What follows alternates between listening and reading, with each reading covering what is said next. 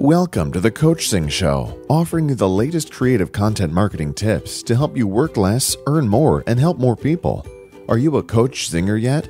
Join the community where the world's best coaches, therapists, authors, and speakers come to discover the latest industry trends and partner with other like-minded professionals. Go to coachzing.com/community to join. And now, here's your host, Doug Foresta. Hello, welcome back to the Coachzing Show. This is your host, Doug Foresta, and I want to remind you that this is a show where we help you work less, earn more, and help more people through creative content marketing. And today we're going to be talking with Lynne Klippel, and we're going to be talking about teleseminars and webinars. I know that many of you are interested in those, so I know you'll get a lot out of this episode. I want to also remind you, if you'd like to have a transcript of this episode, then you can do so by joining the Coachzingers community. And that's, you can visit coachzing.com/community. Also, please keep the ratings and reviews coming in iTunes. If you enjoy the show, please subscribe and rate and review the show. It helps us to get the word out to other people so that, you know, other people that have a message to get out in the world that's really important. It helps us to get our message out to the world. So really appreciate it. I'd say a little bit about Lynne and bring her right on. Best-selling author Lynne Klippel has been an author, publisher, ghostwriter, and book coach since 2003. She's taught thousands of aspiring authors who rave about her ability to remove overwhelm from the process of writing and publishing. Her company, businessbuildingbooks.com, focuses on the marriage of internet marketing and publishing so that her clients not only generate great books, but related products and services to extend their brand and create additional revenue streams. The books Lynne publishes are known for their quality, professionalism, and contribution to the author's business income. And she's been featured on Lifetime Television, Working Mother Magazine, and scores of radio interviews. In 2012, I think this is absolutely fascinating, she fulfilled a lifelong dream and moved with her family to the Andes Mountains in Ecuador, where she writes and works with aspiring authors from all over the globe. Lynne Klippel, thanks for joining me. Oh, thank you, Doug. I'm really happy to be here with you today. Thank you. You are the first person I've ever interviewed from the Andes Mountains, I must say that. Well, there you go. So, you know, so I'm really curious for you. You know, obviously you've built a successful business, and I'm curious what your favorite content marketing strategies are. You know, I really built my business with teleseminars and webinars. Mm-hmm. And it may be surprising to hear that. I'm a firm believer in the power of a book to build your business. But alongside of that, the power of what you know in your head now, if you can turn that into a training course as a teleclass or a webinar or even a live event, you can bring in a lot of revenue more quickly with that than with a book, as well as, you know, build your list and really create a very loyal following. I have people who are on my list who have been on my list for 10 years. And they came in through a teleclass. It's amazing to me. And, you know, some of them hired me to help them with their book right away. Some of them are still thinking about doing books. But they tell me, you know, I finally have my book done after being on your list for 8 years, and you're the only person I've considered to publish it for me. So there's so much power in teaching that it's really a remarkable way to build your business. Yeah, I think one of the things that happens, you know, I know I've attended many teleseminars and webinars, and you really get a sense of, I think people want to know who we are, right? I mean, there's a sense of like, who are you? And it's harder to get that across just reading something than it is hearing someone's voice or seeing them in action. I would imagine that's got to be at least part of it. I think it is. You know, people are so hungry for connection and intimacy and to feel like they really know who they're working with.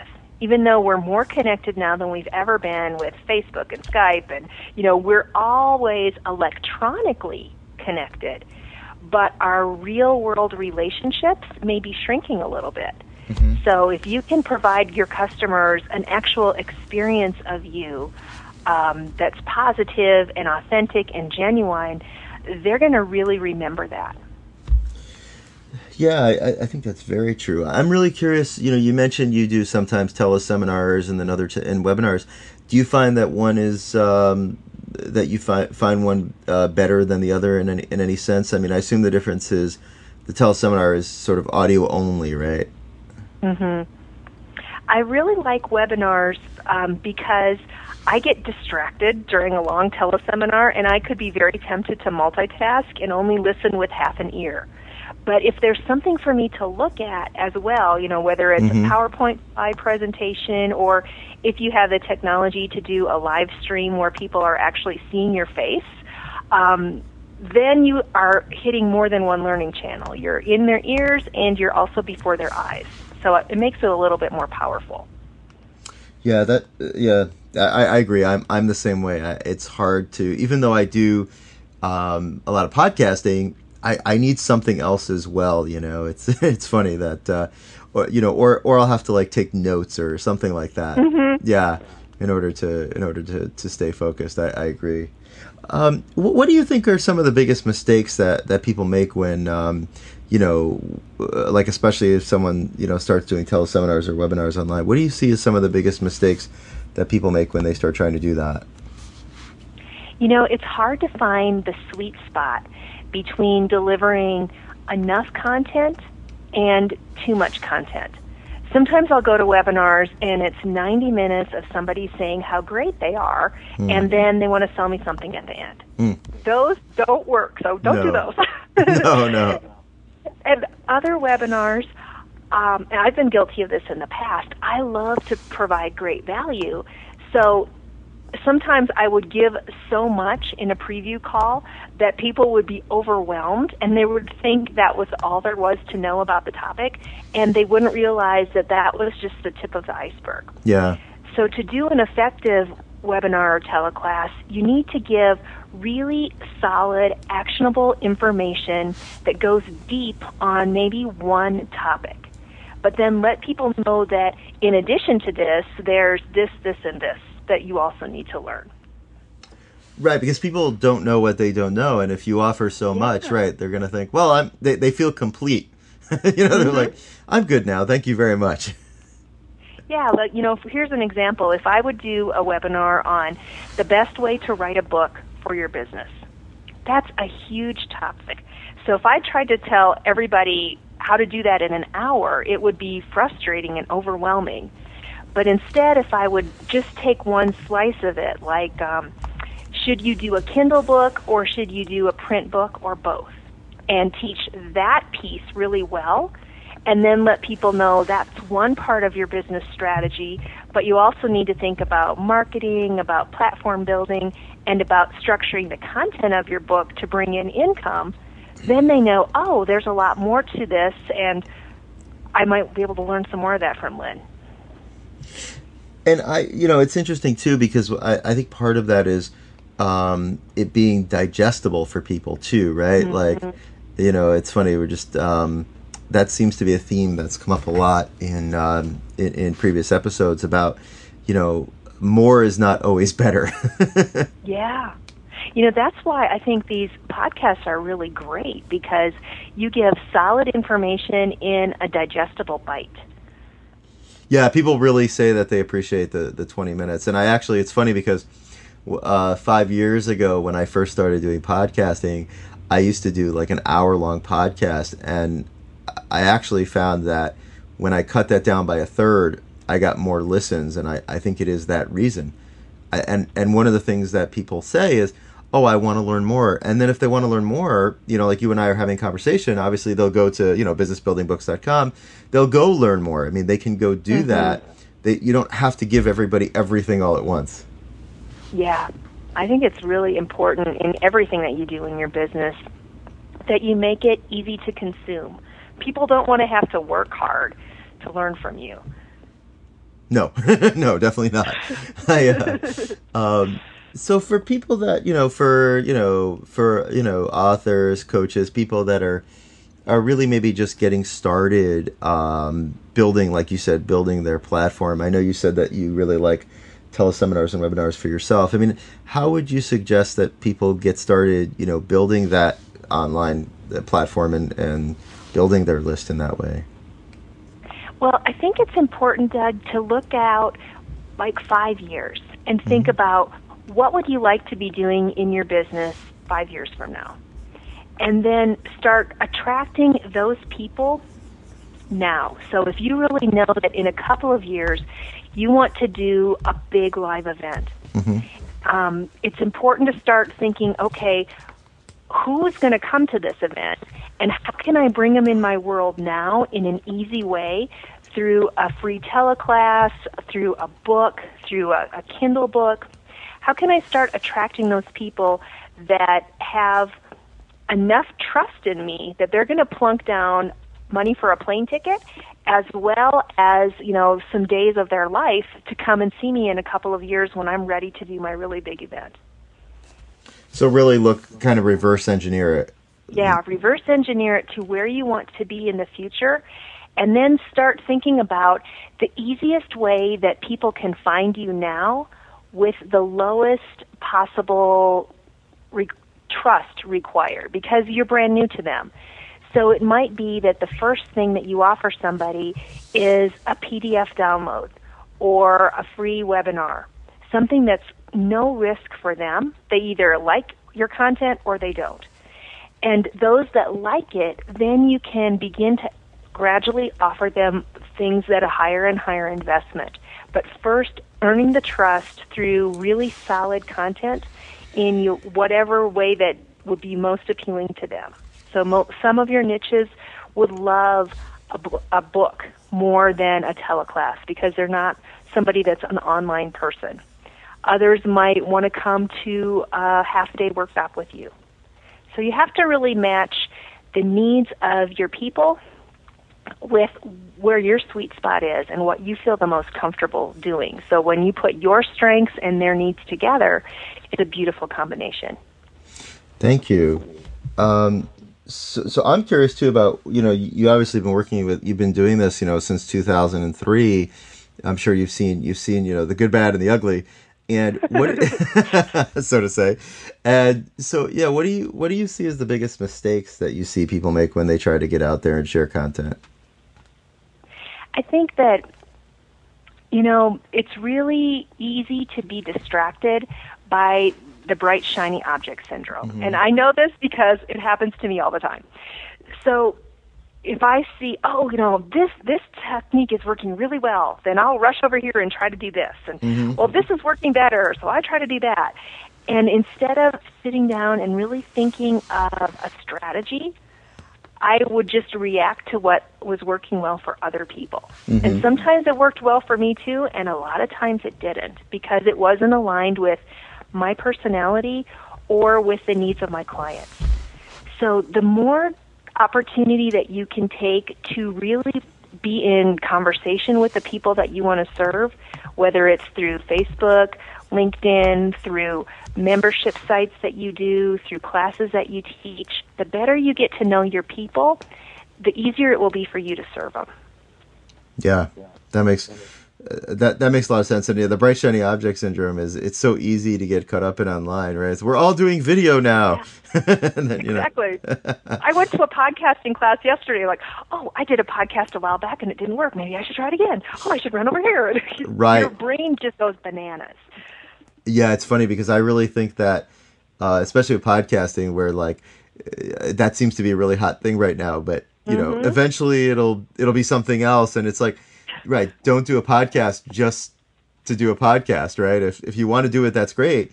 But truly, right, if you're doing great writing a blog, then stay there. Yeah.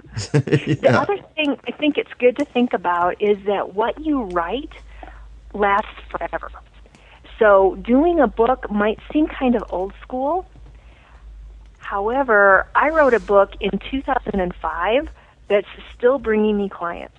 Wow. So there's really something to think about. Using some of the tried and true methods, they have some power. There's a reason that they're tried and true because they last and they work. So if you can find the opportunity to combine what's fresh and new along with some tried and true things from the past, it can be a very powerful combination. So I'm going to ask you one of my favorite questions to ask guests on the show, which is what's one of the funniest, craziest, and most creative pieces of content you've ever shared, and what the result of that was. This is the strangest one I've ever done. I worked as I manned a booth for one of my publishing clients a number of years ago at a conference because she was a speaker, and so I had to stay in the booth while she was speaking. It was kind of boring after 3 days because she's a woman of Asian descent, and I'm a big, tall, Germanic-looking woman. So, it was obvious I was not her. So when people would come to the booth, I'd introduce myself as her publisher, and they're like, oh, well, I would love to write a book, but... And I started hearing the same things over and over again, and I realized that this was wonderful market research. So I had this little piece of paper, and I started writing down all the reasons that people wanted to write a book, but they couldn't. Like they didn't have a PhD, or they were a bad speller, or nobody would read it but their mother. By the end of the conference, I had enough information to write a little book called Who Am I to Write a Book?, where I refuted 13 of the lies that we tell ourselves that, make us think we're not good enough to write a book. I published it. I gave it away for free. I'm still giving it away for free. And that book has brought me, at least $20,000 worth of business. Wow, that's amazing. I never intended to write it. It was just plopped in my lap. And it's been, I think, my most successful book. And I've never sold a single copy. I give it away freely. And it's a book that people really resonate with because it talks about their fears of moving forward. Yeah, right. That's I hear that one a lot from people. Who am I to fill in the blank? Right, exactly. Exactly. Oh, my gosh. So for those of you who are working in a particular niche that really want a business card on steroids, think about writing a short book that you can give away as a marketing tool that helps people overcome their fears of reaching whatever goal it is that you can help them achieve. It works great. Thank you. That's a great tip. So I'm curious for you as well. Obviously, other than your own work, what books, blogs, podcasts, however you like to take in content that motivate and inspire you? I am a person that can't get enough learning and reading. So I always have 5 or 6 books that I'm reading.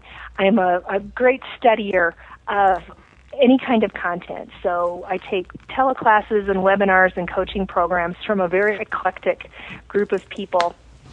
And I really think that when you're in learning mode, it's fun to cast a very wide net and to learn about things outside of your industry, just to keep your creativity flowing, because you never know when you might be able to take a technique from, the podcasting world into another niche that you want to get into.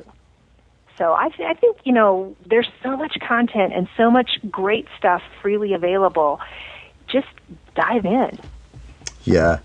Yeah, no, I agree. There's never, actually, in some ways, one of the biggest challenges is there's never been more, right? Yeah, you have to be a little discerning about, not spending all your time learning and actually implementing some stuff. Yeah, exactly.